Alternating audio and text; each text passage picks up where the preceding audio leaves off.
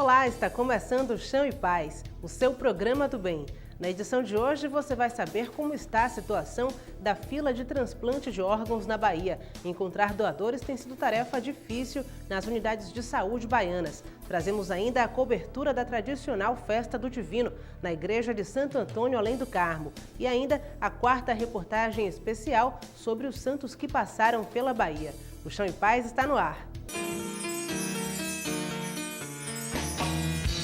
Uma das principais dificuldades para a realização do transplante de medula óssea é encontrar doadores compatíveis com os pacientes. A presidente da Associação de Pacientes Transplantados da Bahia, Márcia Chaves, resume a situação do estado nesse tema. Segundo informações divulgadas recentemente pelo Ministério da Saúde, houve um aumento do número de doadores de órgãos no Brasil de 18% entre 2010 e 2013. E para falar sobre esse assunto, eu converso agora com a presidente da Associação de Pacientes Transplantados da Bahia, Márcia Chaves. É um prazer recebê-la aqui no Chão e Paz. Muito obrigada pelo convite e vamos ver aí o que vocês estão querendo saber. Pois é, antes de começar, vamos explicar qual é a importância da doação de órgãos e quais são as principais dúvidas que as pessoas têm sobre esse tema. Bom, a importância é que vai salvar ou dar qualidade de vida a uma pessoa, a milhares de pessoas no Brasil, né? O transplante de medula óssea, por exemplo, é um caso particular, que é um tecido, não é um órgão. Várias crianças com leucemia precisam de um transplante. E é muito raro, porque você, em 1 para 100 mil, em 100 mil pessoas, você acha uma compatível com essa criança, se for uma doação que não seja da própria família. E na família, às vezes, não é achado uma pessoa que vai doar para essa criança. Então, fica essa angústia de 1 para 100 mil para achar uma medula compatível para essa criança. Agora, atualmente, estão fazendo um procedimento que a própria pessoa doa para si próprio células, depois reimplantam de medula. Mas isso é um processo que está começando, dá certo, mas nem todo mundo pode fazer esse processo. Como é que funciona, de modo geral, esse processo de doação de órgãos? Quais são os órgãos, inclusive, que são mais difíceis de serem transplantados e que têm uma demanda maior no sistema de saúde brasileiro? Bem, na Bahia nós transplantamos córnea, rim, fígado e medula óssea, né? E com grande dificuldade em rim, porque a maioria dos hospitais que transplantavam rim estão sem transplantar rim. Por exemplo, o Hospital Espanhol, o Hospital São Rafael, o Hospital Português, que parou há 3 anos, ocasionalmente dizem que está transplantando alguma coisa, e quem está transplantando realmente é o Hospital Ana Nery, que tem 2 leitos apenas para o transplante. Tem o transplante de fígado, que vai melhor, né, no estado da Bahia que o de rim. E temos o transplante de córnea, que precisa que seja doado, porque não precisa estar nem em morte cerebral. É morte mesmo e liberação de cadáver, e aí a família permite ou não. Tem uma coisa muito importante a falar, o seguinte: as leis do Sistema Nacional de Transplante que regem a doação e a captação de órgãos protegem tanto o doador falecido como o doador vivo. Para que seja doado os órgãos e tecidos, né, córnea, de uma pessoa falecida, a Lei 10.211 do Sistema Nacional de Transplante diz que precisa que haja autorização dos familiares até 4º grau e com presença de testemunhas. Então, ele vai doar, ele vai assinar aquele familiar até 4º grau, pai, mãe, irmão, e vai ter testemunha que ele doou. E são feitos testes e a própria família, de acordo com a lei, pode levar médicos de sua confiança, de fora do sistema, confirmem que está em morte realmente cerebral. Na quarta reportagem da série sobre os santos que passaram pela Bahia, mostramos o legado deixado pelo Papa João Paulo II após a visita que fez a Salvador em 1991. Ele fundou a paróquia Nossa Senhora dos Alagados, que se tornou no dia 27 de abril deste ano a primeira igreja do mundo com o nome do pontífice. A paróquia Nossa Senhora dos Alagados abrange as comunidades da Suburbana, Jardim Cruzeiro e Mares, que juntas somam 50 mil pessoas, de acordo com o último censo demográfico do IBGE. Está localizada no meio dos 3 bairros e foi fundada no dia 7 de julho de 1980 pelo Papa João Paulo II. Ele solicitou Dom Avelar, na época, em Salvador, e foi escolhido esse bairro dos Zaragados, famoso na época e considerado como o mais pobre e mais necessitado da cidade. Mas, até o começo dos anos 90, a igreja ficou abandonada, ameaçada pela violência. Que esta colina dos Zaragados, infelizmente, foi marcada por muita violência. Depois da vinda do Papa, o templo da igreja foi abandonado, foi aos poucos, através do reforço escolar, fundando essa obra social que cuidava das crianças, que a paz foi conquistada e a violência foi vencida. Hoje, a paróquia dos Alagados carrega uma vocação que à primeira vista parece convergente. Então, os Zaragados, uma terra invadida pela água, pela miséria, pelas dificuldades, e ao mesmo tempo Nossa Senhora, isto é, a presença do Senhor, a presença de Nossa Senhora da Igreja. Mas é nos lugares mais carentes que deve ser concretizado o espírito missionário, tão presente no pontificado de João Paulo II. É com esse objetivo que a paróquia oferece reforço escolar a cerca de 60 crianças, que lá aprendem todas as disciplinas com voluntários. A ler, a escrever, a fazer muitas coisas. Porque aqui ensina as coisas. Gosto de aprender a ler e a estudar e gosto dos professores.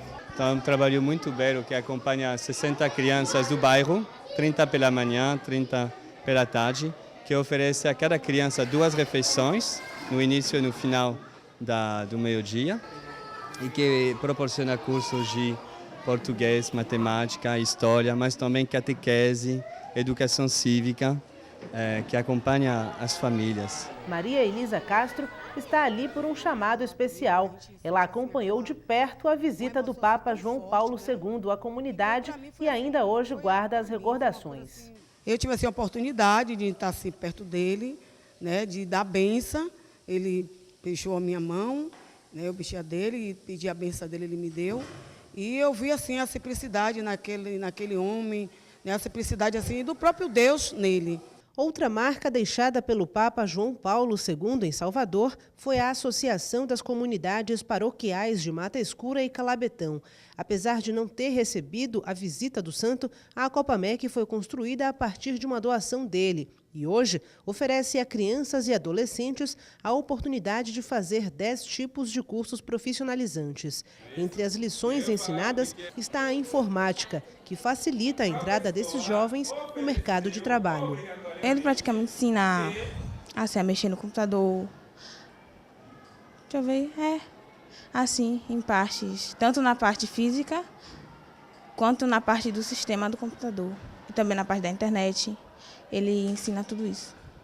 Milena é aluna de Ronildo, formado pela Copamec em 1999. Desde 2010, ele divide as lições ali aprendidas com outros jovens. Nossa proposta aqui é formar os adolescentes para eles terem conhecimentos na área da questão do computador em si, a parte mesmo do hardware e também do software, essa questão do Windows, que aqui no caso é o Windows 2007, o pacote Office, mas também nós podemos trazer para eles alguns conteúdos referentes a serviços administrativos, de como eles podem estar formados, tanto ter conhecimento em informática, mas também ter conhecimento de todo o processo em que um auxiliar administrativo, de que um assistente administrativo dentro de uma empresa poderá estar desempenhando suas funções.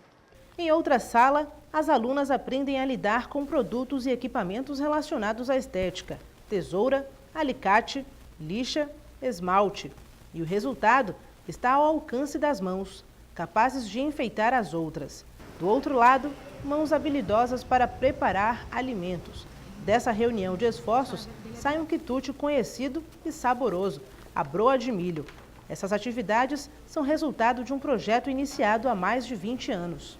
O gesto de caridade do Papa João Paulo II deixou um legado multiplicador. Além das ações educativas, a Copamec mantém um abrigo que acolhe adolescentes de 10 a 18 anos, vítimas de exploração ou violência familiar.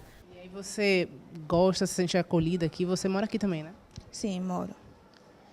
Eu me sinto muito bem acolhida aqui. Meus familiares não podem ficar comigo, por isso que eu estou aqui. E eu me sinto muito bem acolhida aqui. Eles tratam bem adolescentes. Por ano, mais de 2.000 jovens são atendidos pela associação em todos os setores. E um deles é a padaria, que produz 8.000 pães por dia. Assim como nas outras áreas da instituição, quem antes foi aluno pode voltar como profissional. Você já foi aluno daqui, agora você é instrutor. Como é que é isso para vocês? Eu comecei aqui em 99, há 15 anos atrás, e aí o fruto disso é que hoje eu estou trabalhando. Então, para quem hoje está trabalhando aqui, eu costumo até às vezes dizer que um dia um deles também poderá estar aqui no meu lugar. Luciano, você fez parte aqui, né, do projeto como aprendiz e hoje você é padeiro aqui profissional. Como foi essa sua história? Bom, eu comecei aqui fazendo o curso de panificação, tive a oportunidade de me empenhar bem. Depois disso, fui chamado para fazer um estágio. Fiquei 6 meses estagiando. Depois desse estágio, graças a Deus, eu tive a oportunidade de poder trabalhar aqui como auxiliar. E hoje, eles me deram a oportunidade de assumir a padaria como padeiro. No próximo bloco, você continua acompanhando a entrevista com a presidente da Associação de Pacientes Transplantados da Bahia, Márcia Chaves. O intervalo é rápido, a gente volta já.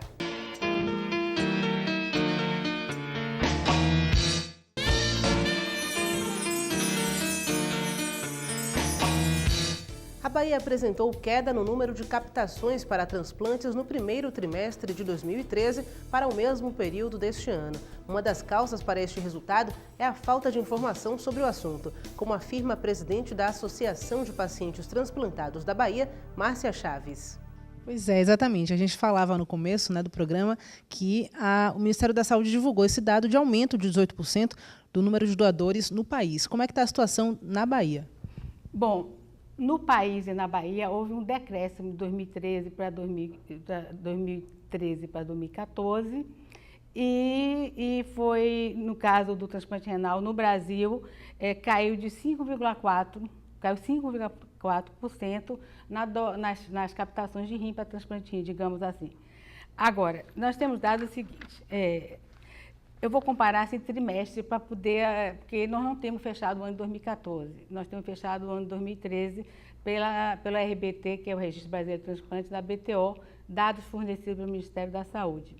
Então, se eu comparar o trimestre de janeiro a março de 2014 com o trimestre de janeiro a março de 2013, dos órgãos que nós realizamos transplantes aqui no estado da Bahia, nós vamos notar que a negativa familiar cresceu em relação a 2013, por exemplo, um dado desse. Por quê?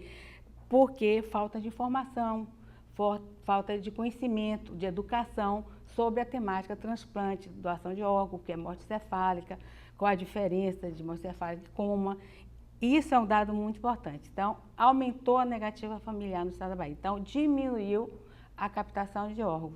Então, na verdade, córnea foram feitos em 2013 119 transplantes na Bahia nesse trimestre, janeiro a março, e agora córnea, janeiro a março, no estado da Bahia, foi feito 81. Então, houve um decréscimo de transplante.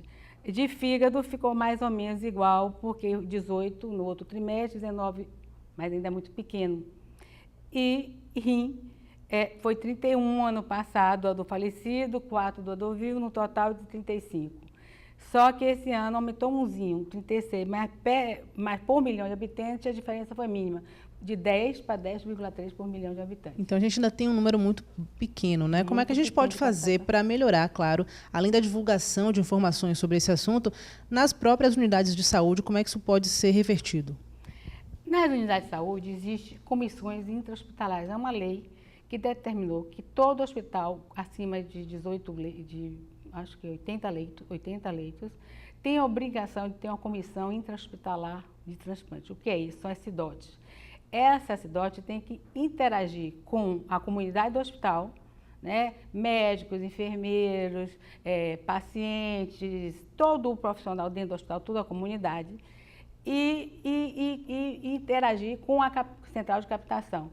Veja bem, se eu não acompanho um paciente que entrou num pronto atendimento, numa emergência, com uma morte cerebral ou com um trauma grande, um acidente, que foi contestada, que ele está em um estado crítico, está na UTI. Se eu não acompanho este paciente desde a entrada, que posso promover a vida dele enquanto ele está vivo, então a intenção não é só de captar o órgão, tem que promover enquanto ele tem vida. Ele entrou ali, está grave, está com um acidente cerebral, vascular cerebral, está com um trauma grande. Então, vamos promover enquanto podemos a vida dela. O que acontece é o seguinte, nos estados que o SUS tem maior funcionamento, que funciona maior, de maneira melhor, hospitais estão em situação melhores, isso é mais fácil porque as pessoas vão ser atendidas.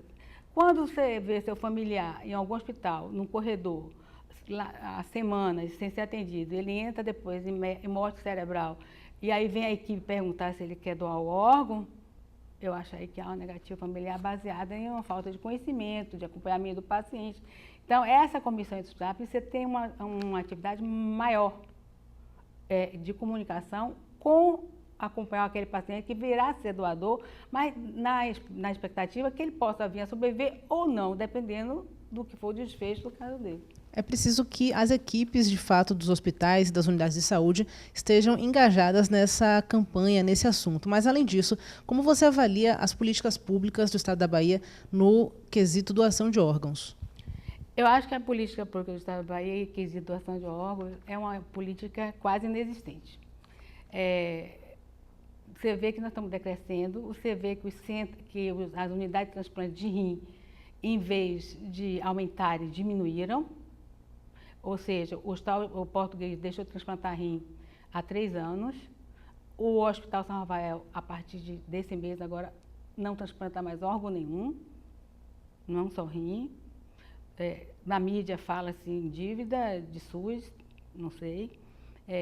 E o Hospital da Santa Casa de Itabuna também parou o transplante de rim, alegando a mesma coisa.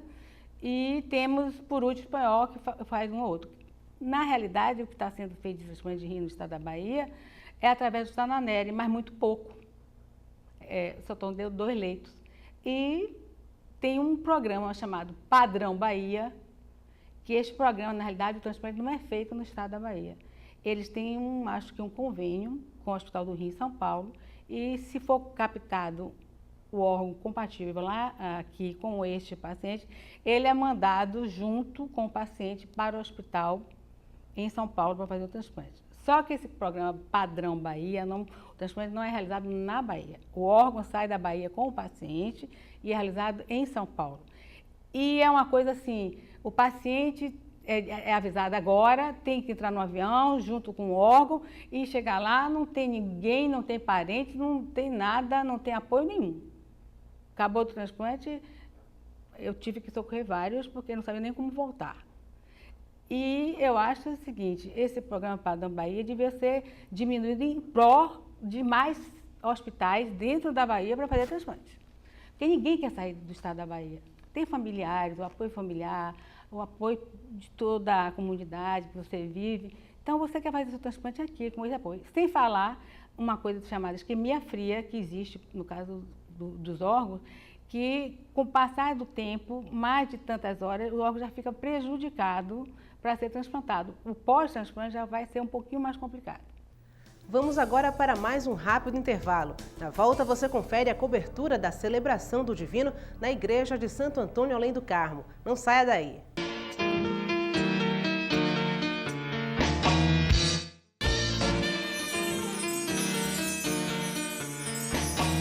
A presidente da Associação de Pacientes Transplantados da Bahia, Márcia Chaves, iniciou a militância na área a partir de uma experiência pessoal. Confira essa história. Você entrou nessa causa dos pacientes transplantados através de uma experiência pessoal. Eu queria que você contasse para a gente como é que foi esse momento para você. Eu tinha problema de insuficiência renal desde que eu nasci. E fui acompanhada em São Paulo há 20 anos, né? E quando chegou no momento do meu transplante, meu pai já havia decidido que seria meu doador. Então, com 75 anos, ele foi meu doador vivo. E tudo bem, muito bem, ele está bem, tudo bem. E ficando lá em São Paulo, um período de 3 meses, que a gente tem que às vezes ficar, eu acompanhei o trabalho da Associação de Transplantados da USP, da Unifesp, que é a Universidade Federal de lá, e via muitos baianos, nordestinos, de vários estados chegando lá pedindo coisas como um comprimido, pelo amor de Deus, para não a rejeição de órgão, porque faltava muito medicamento para a rejeição de órgão no estado da Bahia, e ainda falta, né? Deixando o paciente à mercê disso. Depois de anos, por exemplo, no hemodiálise, você vai na farmácia, pega seu medicamento que evita a rejeição e não está lá. Passa um dia, passa 2, passa 3, agora 15 dias sem uma medicação que mais de 900 pacientes no Ananélio precisavam, que eram transplantados. Se vier a ter algum efeito de rejeição, o paciente pode, dependendo do caso, rejeitar o rim e voltar para a hemodiálise, que não é justo. Perdeu-se um órgão de uma pessoa e a qualidade de vida de outra, né, é sobrevida. Além de que ele pode, em determinados casos, se for um paciente que estiver recém-transplantado ou de fígado, vir a falecer. Então, essa política para os transplantes, captação de órgãos e transplante, a gente tem que ver os dois lados da moeda, que diga, o transplante e o pós-transplante. Por exemplo, paciente de medula óssea precisa de tomar antibióticos caros, que não tem na rede básica. Então, tem que ser provido disso, dentro da unidade de transplante que ele transplantou. Tem que ter equipes multidisciplinares dentro a lei prevê isso, dentro da unidade de transplante. Ou seja, o paciente transplantado, ele não vai ser visto por qualquer médico. Por exemplo, se ele é transplantado e precisa de um pneumologista, o pneumologista pergunta logo quem transplantou ele, cadê seu nefrologista no caso de rim? Porque ele precisa saber o que ele pode usar ou não, porque aquele pneumologista não entende de uma coisa chamada imunossupressão, ou seja, o uso dos medicamentos imunossupressores interfere em baixa imunidade do paciente e interfere em alguns outros medicamentos. Então, nem todos os medicamentos eles podem tomar. Então, a equipe que transplantou é obrigada, por lei, a ter uma equipe multiprofissional. Não tem. E a outra grande dificuldade é que já devia estar incluída na grade de medicina, das escolas de medicina do estado da Bahia, a matéria transplante, que é obrigatória já em São Paulo e outros estados, para que os médicos que vão se formar conheçam a realidade do transplante, o que é captação, doação de órgãos e conservação e não percam órgãos, né? Com certeza, a gente espera que isso realmente seja mudado, né, a partir da divulgação de informações sobre a doação de órgãos. Márcia, muito obrigada pela participação aqui no Chão em Paz. Muito obrigada por você estar divulgando a causa. A educação é sempre bem-vinda a falar sobre o tema. Procissões e missa solene marcaram a festa que celebra a descida do Espírito Santo sobre Nossa Senhora e os apóstolos em Jerusalém. A celebração foi conduzida pelo arcebispo de Salvador e primaz do Brasil, Dom Murilo Krieger.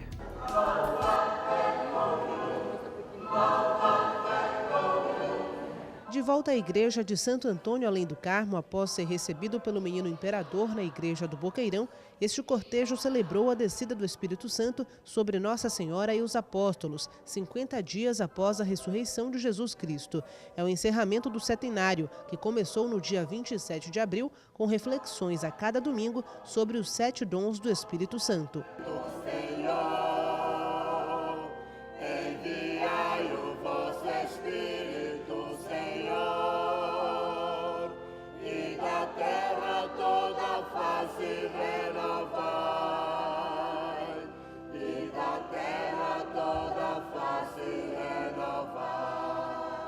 Tem o dom da ciência, o dom da fortaleza, o dom da piedade, o dom o temor a Deus.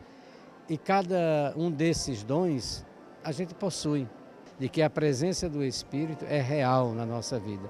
E para que esse Espírito seja verdadeiro, é preciso que nós vivamos essa alegria. A alegria de termos entre nós a presença do Pai, do Filho e do Espírito Santo. O temor a Deus se manifesta na prática do maior ensinamento que Ele nos deixou, o amor, base para todos os nossos gestos, entre eles o perdão. O Espírito Santo é aquele que toca o coração, que os prepara para o arrependimento e que concede o perdão. É o grande dom do ressuscitado para nós. E, portanto, somos nós também chamados a nos reconciliar com cada irmão, com cada irmã, tendo uma predisposição a perdoar quem nos ofendeu. A libertação de presos faz parte da cerimônia, uma herança portuguesa mantida na Bahia há 244 anos e presidida este ano pelo arcebispo de Salvador e primaz do Brasil, Dom Murilo Krieger. Desta vez, quem recebeu o indulto por bom comportamento por meio da Secretaria de Justiça e Direitos Humanos foi Jadson Andrade. Na celebração, a soltura foi executada pelo menino imperador, representado pelo estudante Giovanni Muniz. Jadson Andrade, para que viva dignamente na sociedade. Então não se esqueçam de acertar os passos conduzidos pela mão de Deus. Sigam em frente, lutem em busca de uma sociedade mais fraterna e mais humana.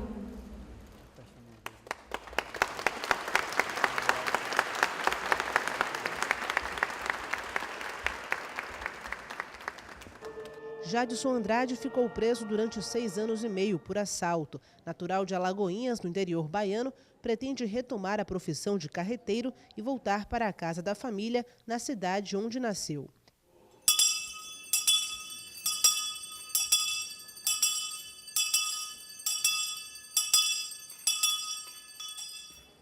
Durante a celebração, fiéis presenciaram a troca simbólica de capas entre os juízes, a coroação do futuro imperador e a saída dos devotos que representam a corte em um cortejo rumo ao Largo de Santo Antônio.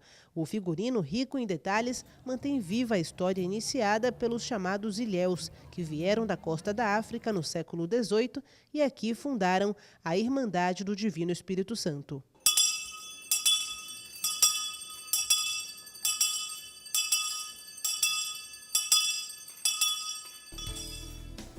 O Chão em Paz fica por aqui, mas você pode entrar em contato com a nossa equipe através do e-mail chãoempaz@arquidiocesesalvador.org.br e no portal www.arquidiocesesalvador.org.br você pode rever outras edições do programa e também ficar por dentro do que acontece na nossa igreja. Para você, uma ótima semana. Fique com Deus e até o próximo Chão em Paz.